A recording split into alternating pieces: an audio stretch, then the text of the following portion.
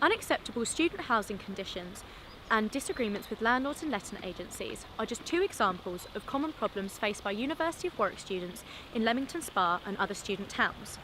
While some students have expressed their dissatisfaction with high rent, the most common complaint made to the Boar concerned poor infrastructure and general living conditions in Leamington Spa. So why are students so dissatisfied with the quality of their accommodation? So can you tell us a little bit about what kind of problems you've had with your house, with your landlord? So essentially we kind of moved in and it was just the amount of holes in the walls, the mould, loose cables, so many health and safety hazards. And we got in contact with our landlord to kind of address these with him and gave him this 2-week time to get it all sorted. And nothing happened. He was so blasé about it and just really not willing to help. The health and safety, we had no back gate on our garden, so it was just open to the public, no proper lock on our door, and no proper fire escape. It was really disappointing to kind of move in and have that experience so early on. And it was the first property I've moved into and the girls I live with have moved into. So it was a really big letdown. Whilst one student told the Boar that the mould in their house had affected their asthma, another student had been hospitalised with pneumonia, allegedly as a result of the lack of insulation and dampness of their converted loft room. Neither of our ovens worked, our ignitions didn't work, so we had to use in the hob, so we had to use a lighter to light the hob, which is very problematic, and I'm lucky I haven't been burnt yet. And generally, because it got colder and colder and colder, and it's obviously got much colder now, people started getting ill because there was no heating.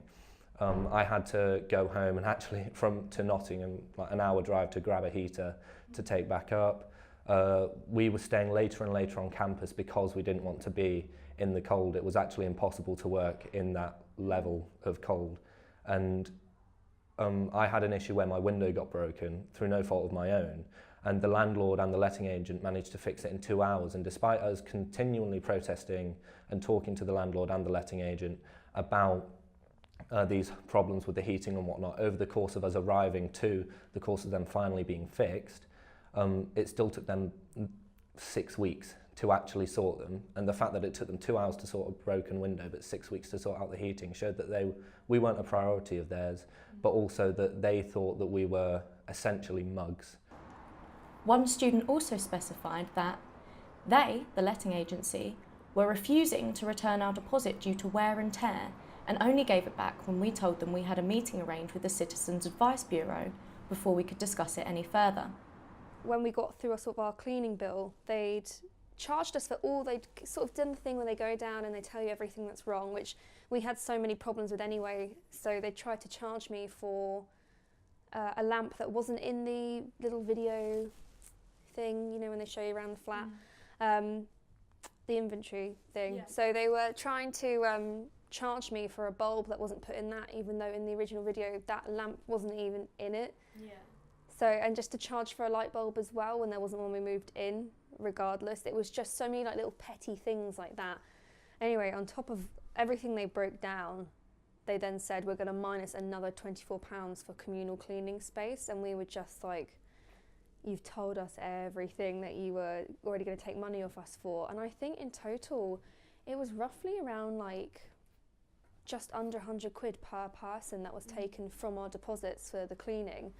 And how many people did you say you lived with? There was 26 of us, so we were just thinking like, how much money are they making? Because there is absolutely no way that whoever they're getting in to clean and do all this is charging that much. And I doubt, I mean, we didn't even know if it was a professional cleaning company that came in. Like after they'd sent that and we'd handed our keys back, there was so little communication, like as in for us to be able to see like where is that money coming from. Like there was one thing to send us like the kind of breakdown of, you know, XYZ needs fixing, this is how much it's going to cost, but what, like they didn't say where they were getting these figures from, or whether they were just saying, right, oh, like £24 per person to do what with exactly, like who's it, and times 26, like what are you actually going to need that for? There was a general consensus among students who spoke to the Boar that the student population considers itself generally unaware of its housing rights. and the minimum standards that landlords and letting agencies are required to meet. Does the SU consider itself responsible for students' welfare in terms of housing and issues with letting agencies off campus? No, I think it's not our responsibility, it's the university's responsibility, it's the council's responsibility, it's the government's responsibility. We are here to almost just stand up for their rights and say, no, that you must look after their welfare, you must look after their well-being. We obviously do that. We have an advice centre to help you to work through your concerns and things. But it's not ultimately our issue. We will do it because it's the right thing to do. But that's why I'm campaigning with the MP and the university to say, look, do something. This is, we can't do it all ourselves as an SU. Help us to make, their welfare better. So say a student came to you with an issue with their letting agency or their landlord, will the SU just offer advice, or will they potentially give the student legal advice? How far does this help extend? Yeah, so as I said, we have the SU Advice Centre, which mainly is signposting. If there's an issue, say, around the deposits, we'll help them talk to the tenancy deposit scheme or the council, something like that. But it is on a case-by-case basis, really. If it is, something that is really complex and they do need a lot of advice, we will, step in and do as much as we can for them. But as I said before, we are only a small organisation.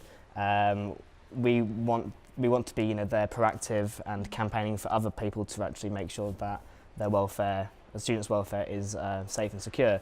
So whilst that, we will absolutely look after students and make sure that their rights are protected.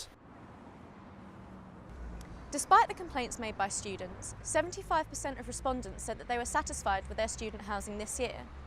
Nonetheless, it was disconcerting to hear that some of the largest letting agencies in Leamington Spa were failing to meet even basic health requirements within student housing, putting student lives and mental health at risk.